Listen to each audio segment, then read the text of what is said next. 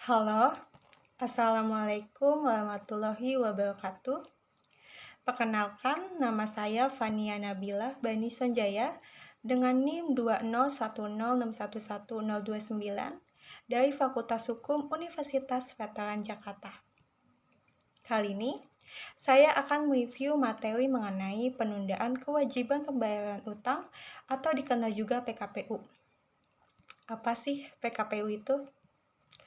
Berbeda dengan kepelitan yang dinyatakan secara tegas pengertiannya dalam Undang-Undang Nomor 37 Tahun 2004, PKPU sendiri tidak dinyatakan secara tegas pengertiannya dalam undang-undang tersebut.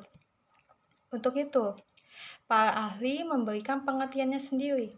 Salah satunya Munir Fuadi dalam bukunya Hukum Pelit, Teori dan Praktek menjelaskan PKPU adalah suatu masa bagi pihak kreditor dan debitor untuk memusyawarahkan cara-cara pembayaran utang dengan melampirkan rencana pembayaran seluruh atau sebagian utangnya, termasuk diperlukannya restrukturisasi.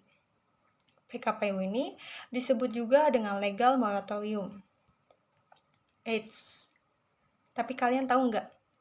Kalau PKPU itu bukan bagian dari proses kepailitan. Di sini, jika debitor itu menyadari masih dimungkinkan untuk membayar utang, maka sebelum dimohonkan pelit oleh kreditornya, debitor dapat mengajukan permohonan PKPU ke pengadilan niaga tempat debitor itu berkedudukan, sebagaimana telah diatur di pasal 224 ayat 1 Undang-Undang Nomor 37 Tahun 2004.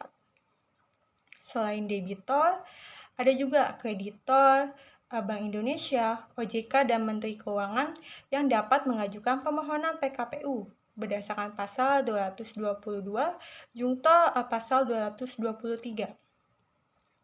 Nah, dalam PKPU ini, kejaksaan atas nama kepentingan umum tidak dapat mengajukan permohonan PKPU. PKPU dan kepelitan itu dia memiliki persamaan, yaitu permohonan diajukan apabila debitor mempunyai lebih dari satu kreditor dan setidaknya memiliki satu utang yang telah jatuh tempo dan dapat ditagih. Sedangkan perbedaan lainnya, yang pertama, PKPU selama 270 hari itu harus diselesaikan, sedangkan kepelitan itu tidak ada batas waktu. Yang kedua, pelaksana yang berwenang pada PKPU itu adalah pengurus yang sebatas memandu jalannya PKPU. Sedangkan kepelitan itu adalah kurator yang mengurus dan membereskan harta pelit. Yang ketiga, dalam PKPU, debitor ini masih memiliki hak untuk melakukan perbuatan hukum terhadap hartanya. Sedangkan kepelitan, debitor itu tidak memiliki hak untuk melakukan perbuatan hukum terhadap harta pelit, yang mana penguasaannya itu akan dialihkan ke kurator. Yang keempat, yang dibahas dalam PKPU itu adalah PKPU sementara dan juga PKPU tetap. Sedangkan dalam kepelitan itu mengenai pengurusan dan juga pemberesan. Yang kelima, PKPU itu tidak terdapat upaya hukum apapun.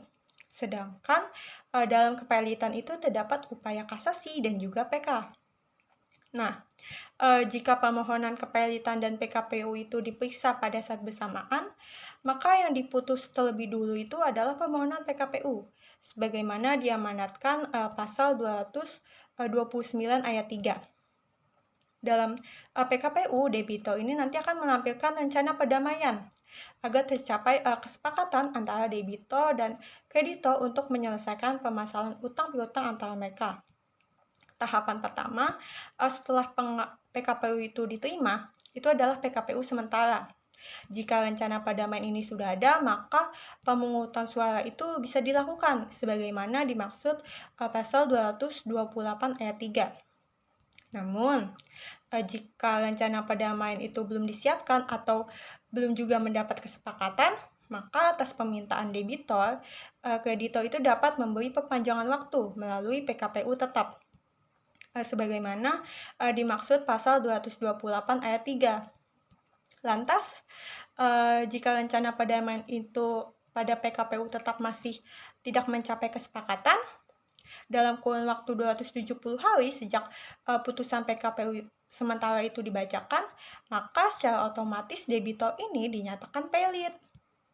Sedangkan jika rencana perdamaian itu disetujui oleh para kreditor, itu nanti pengadilan niaga memberi pengesahan rencana perdamaian tersebut. Nah, salah satu contoh gagalnya pelaksanaan perdamaian, kira-kira kalian tahu nggak kasus yang baru-baru ini terjadi? Masih belum ketebak?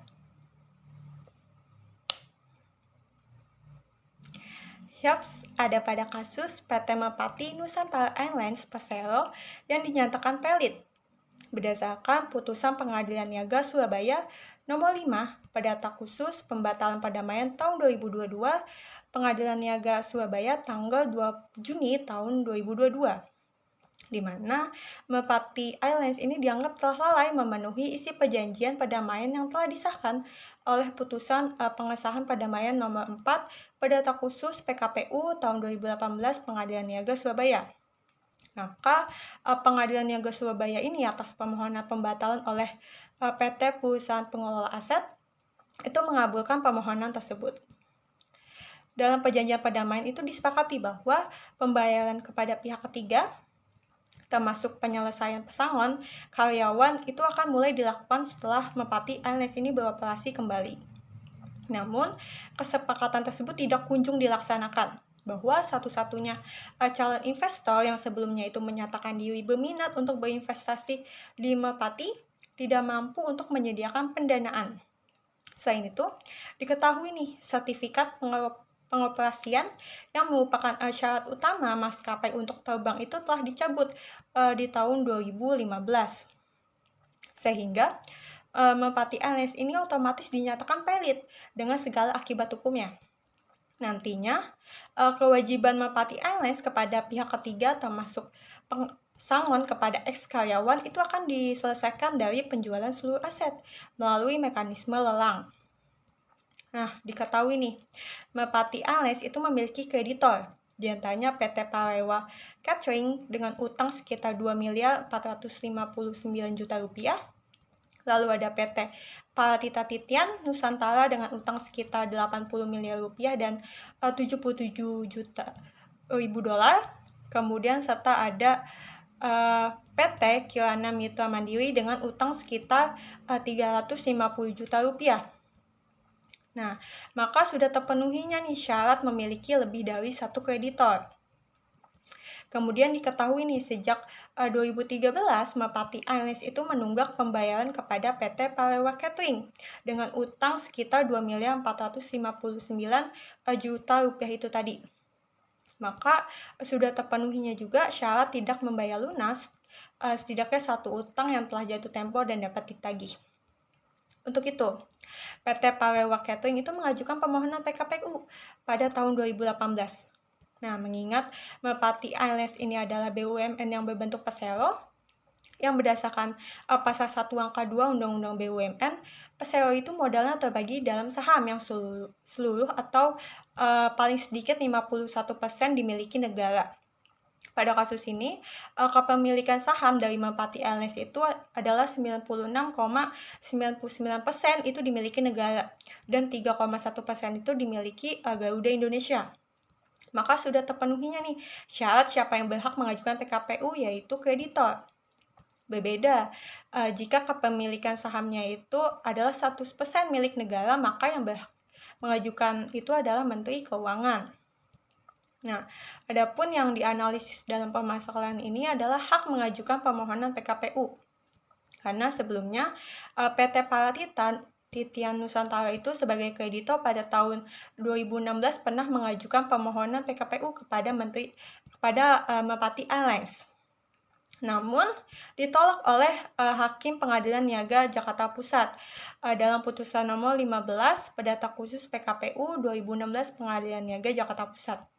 Hakim saat itu memberi pertimbangan bahwa Merpati Airlines yang merupakan BUMN yang bergerak di bidang kepentingan publik, yaitu menyediakan jasa penerbangan, maka yang berhak memohonkan PKPU itu adalah Kementerian Keuangan, sebagaimana dimaksud dalam pasal 2 ayat 5 Undang-Undang Nomor 37 Tahun 2004. Nah, di sini saya tidak sependapat dengan pertimbangan hakim tersebut.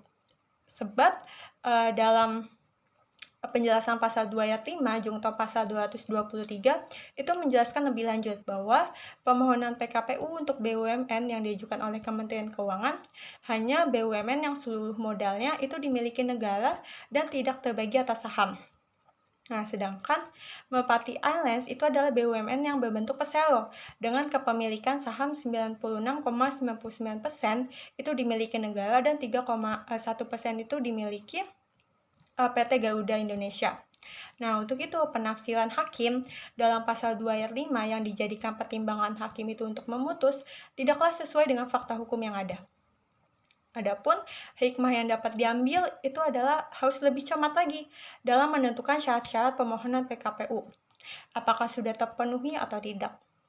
Khususnya itu mengenai siapa yang berhak memohonkan PKPU sebagaimana yang diatur dalam pasal 2 junto pasal 223.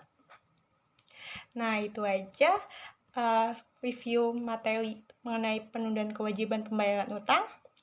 Sekian dan wassalamualaikum warahmatullahi wabarakatuh.